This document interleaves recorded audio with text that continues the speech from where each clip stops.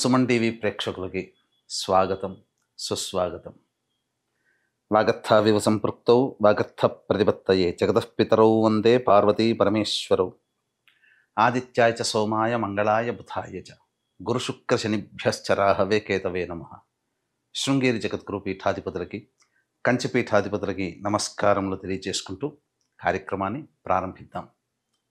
వీక్షించేటువంటి Suman TV ప్రేక్షకుల్లో ఈ 2025 సంవత్సరంలో ఎంతోమంది తమ జీవితంలో ఎదగడం కోసం ఎన్నో ప్రయత్నాలు చేశారు.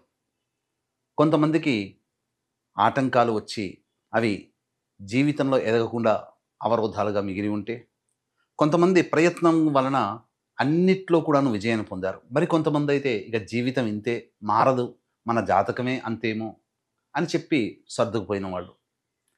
ఎలా ఉన్నప్పటికీ కూడా రాబోయే సంవత్సరమైనా కానీ మన జీవితంలో ఆనందంగా ఉండగలుగుతామా అని చెప్పి బాధలు పడ్డవాళ్ళు, 2025 లాగానే 2026 ఇంకా బాగుంటుందా అని చెప్పి ఈ 2025లో సంతోషపడ్డవాళ్ళు, ఎప్పుడు ఇలాగే ఉంది కనీసం ఈ 2026లోనైనా బాగుంటుందా అని చెప్పి న్యూట్రల్గా ఉన్నవాళ్ళు అందరూ ఎదురు చూసేటువంటి రోజు ఈ 2026 సంవత్సరం ఎలా ఉండబోతుందనే ఆలోచనే.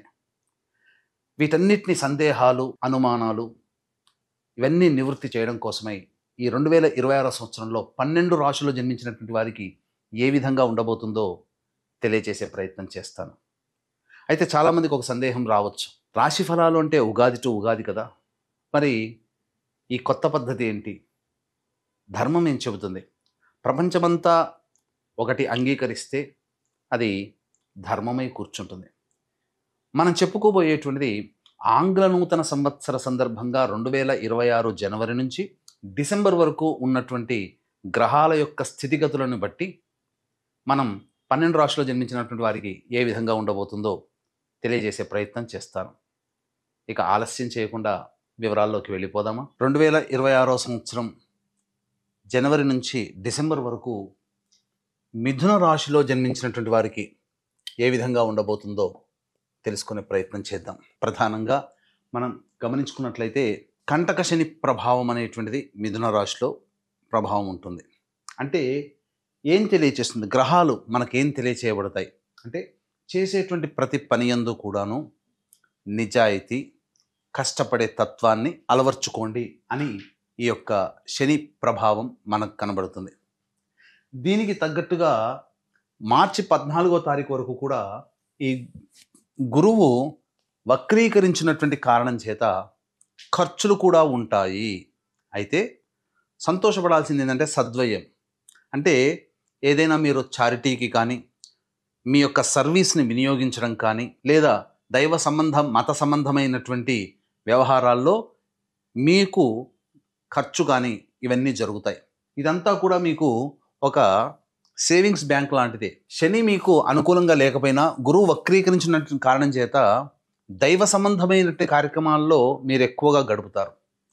తద్వారా భవిష్యత్తులో దైవానుగ్రహం పొందడానికి ఈ యొక్క గ్రహము, గురువు, శనులు ఇద్దరు కూడాను మీకు తోడ్పాటు అందిస్తారు. తదనంతర పరిణామాలు ఎలా ఉంటాయో కూడా మనం తెలుసుకుందాం. ఎందుకనంటే నిజాయితీ, సేవా తత్వముతో కూడుకున్నటువంటి ఆత్మవిశ్వాసంతో, స్వయం శక్తితో కూడుకున్నటువంటి విధానాన్ని శని సూచిస్తూ దైవానుగ్రహాన్ని పొందే ప్రయత్నం, మతపరంగా సర్వీస్, ప్రజలకి సహాయ సహకారాలు, చారిటీ, మీ దగ్గర ఉన్నటువంటి సొమ్ము వినియోగించడం, ఇవి వినియోగించడం వల్ల భవిష్యత్తులో మీకు దైవానుగ్రహాన్ని సంపాదించి పెడుతుందని చెప్పవచ్చు.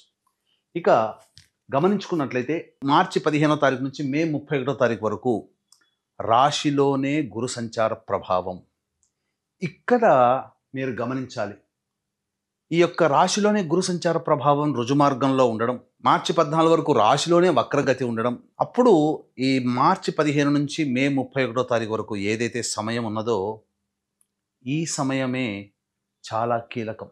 ఇక్కడ నేను గొప్ప, నా మాట అందరూ వినాలి అనే తత్వాన్ని మీరు తగ్గించుకోండి. ఎప్పుడైతే ఈ భావం తగ్గుతుందో మీలో ఉన్నటువంటి దైవబలం పెరుగుతుంది. ఈ గురువిచ్చేటువంటి సాధారణమైనటువంటి అశుభము మీకు శుభంగా మారుతుంది. ఇక్కడితో ఆగిపోలేదండి. ఇప్పటి వరకు మీ యొక్క మనస్తత్వాన్ని ఈ విధంగా అలవర్చుకొని మీరు ముందుకు వెళతారు కదా. ఇంతకుముందు చెప్పాను, దైవానుగ్రహం మిమ్మల్ని కాపాడుతుంది, మీ సర్వీసు వృధా కాదన్నాను కదా. అదే అదృష్ట రూపంలో జూన్ 1వ తారీఖు నుంచి అక్టోబర్ 31వ తారీఖు వరకు 5 నెలల పాటు మిమ్మల్ని కాపాడుతుంది. ఈ 5 నెలల కాలం ఇంతకుముందు మొదటి 5 నెలల్లో చేసినటువంటి పనుల వల్ల తర్వాత 5 నెలలు అద్భుతమైనటువంటి ప్రగతిని మీరు చూస్తారు. అంటే ధన ప్రవాహం అధికంగా ఉండబోతుంది. మిమ్మల్ని ఆపే శక్తి అంటూ ఏదీ ఉండదు. రాని బాకీలు వసూలవుతాయి. అలాగే చేస్తున్నటువంటి వృత్తి, ఉద్యోగ, వ్యాపారాలలో అభివృద్ధి ఉంటుంది. మీరు ఊహించిన దానికంటే ఎక్కువగా భగవంతుడు ఈ 5 నెలల కాలంలో మిమ్మల్ని ఉన్నతమైనటువంటి స్థానంలో నిలబెడతాడు. పేరు ప్రతిష్టలకి ఢోకా ఉండదు. అన్ని విధాలుగా యోగకాలంగా ఉంటుంది. అయితే ఎప్పుడైతే ఈ యొక్క జూలై 26వ తారీఖు నుంచి శని వక్రగతి ప్రభావం ఉంటుందో అప్పుడు ఈ మిథున రాశిలో జన్మించినటువంటి వారికి గురువు కూడా తోడై సింహరాశిలో ఉన్నటువంటి ఈ కారణం చేత కొంత ఇబ్బందికర పరిస్థితుల్లో ఉండడం అనేటువంటిది ఉంటుంది. ఇతరులని గుడ్డిగా నమ్మి నష్టపోవడం నవంబర్ డిసెంబర్ మాసంలో ఎక్కువగా గోచరమవుతుంది. కొత్త పరిచయాలు ఏర్పడతాయి. జాగ్రత్తగా ఉండండి. అలాగే తండ్రి గారి ఆరోగ్యం పట్ల కూడా శ్రద్ధ వహించాల్సినటువంటి పరిస్థితి ఈ 2026వ సంవత్సరంలో మీకు గోచరమవుతుంది.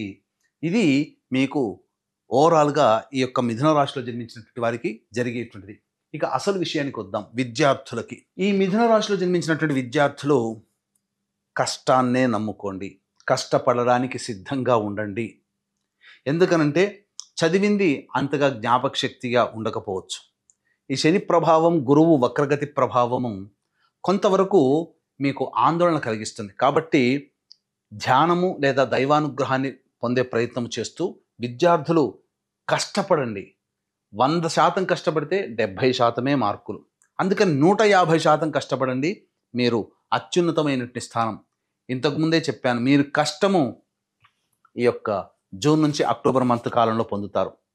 మీ కష్టానికి ఫలితం అప్పుడు లభిస్తుంది. తద్వారా పోటీ పరీక్షల్లో కానీ కష్టపడాలి. ఏది సునాయాసంగా కాదు, అందరూ కష్టపడతారండి. ఈ మాటల్లో అంతరార్థం తెలుసుకోండి. అంటే కొంతమంది చదువుకున్నది ఆ ఎగ్జామ్స్లో గుర్తుపెట్టుకొని ఈజీగా అటెంప్ట్ చేసి రాగలుగుతారు. కానీ ఆ యొక్క గుర్తుపెట్టుకోవడమే మీరు చాలా కష్టపడాలి. ఇది గుర్తుపెట్టుకోండి. ఇది ఒకటి ఆలోచన చేయండి. ఇక సంబంధించినటువంటి ఉద్యోగ వ్యవహారాల్లో ముందు తెలుసుకునే ప్రయత్నం చేద్దాం. ఇక వివాహ సంబంధముగా ఈ యొక్క మిథున రాశిలో జన్మించినటువంటి వివాహం కాని అబ్బాయిలు అమ్మాయిలకి చక్కగా వివాహము జరిగేటువంటి అవకాశం ఉంటుంది. కాబట్టి మార్చి 15వ తారీఖు నుంచి అక్టోబర్ 31వ తారీఖు వరకు అనుకూలమైనటువంటి కాలం. వివాహ ప్రయత్నాల్లో మీరు ఖచ్చితంగా ఒక ఇంటివారు అవుతారు. దాంపత్య జీవితంలో ఉండగలుగుతారు ఈ మిథున రాశిలో జన్మించినటువంటి స్త్రీ పురుషులని చెప్పవచ్చు. ఇక దాంపత్య సంబంధమైనటువంటి విషయాల్లో కనుక చూసుకున్నట్లయితే అరమరికలు లేని జీవితాన్ని గడుపుతారు. కుటుంబ పరంగా అన్ని విధాలుగా ఆనందదాయకంగా ఉంటారు.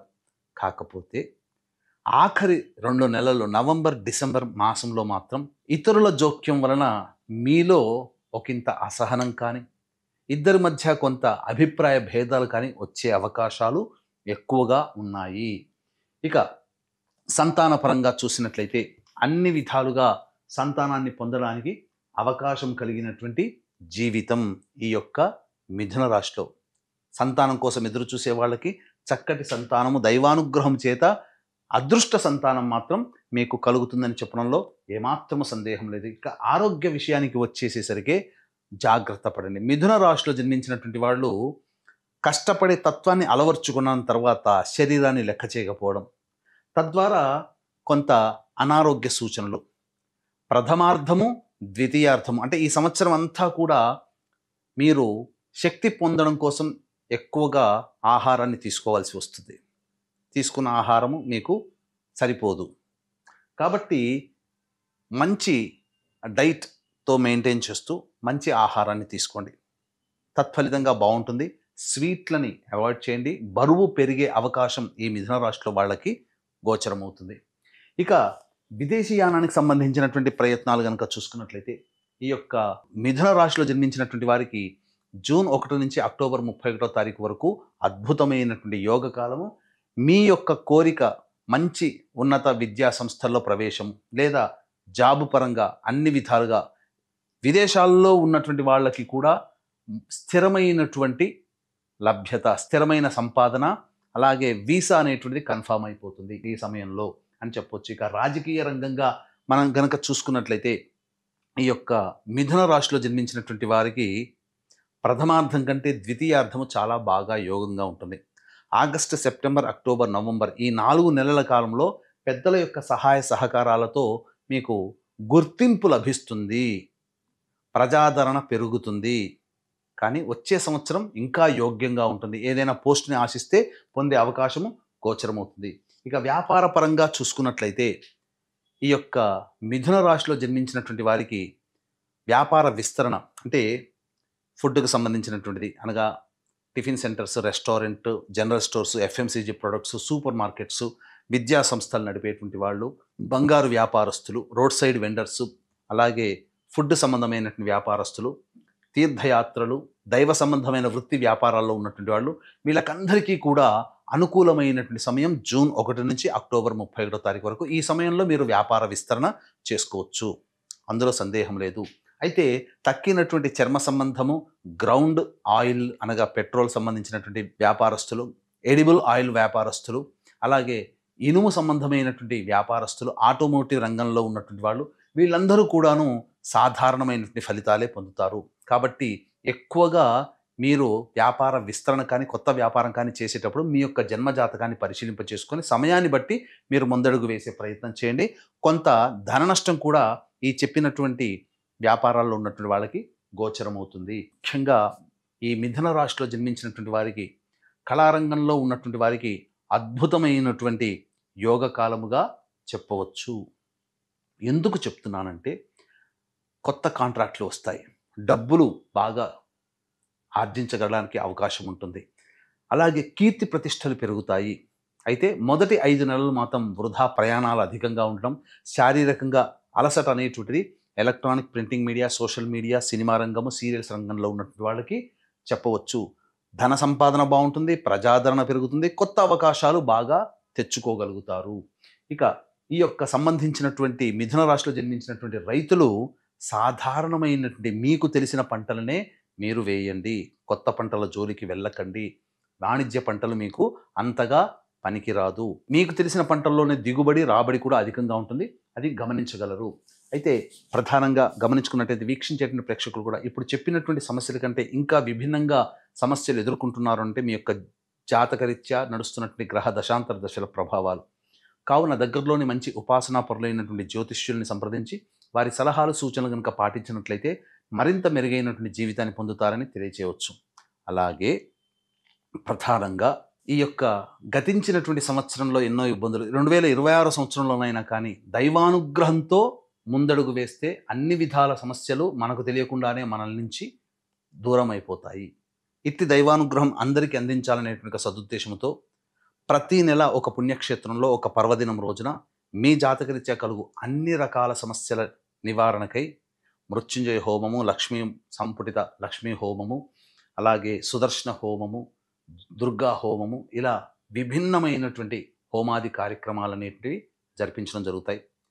అవకాశం ఉన్నవాళ్ళు స్క్రీన్పై కనిపిస్తున్నటువంటి నెంబర్కి కాంటాక్ట్ చేసి మీ గోత్రనామాదులు నమోదు చేసుకోవచ్చు.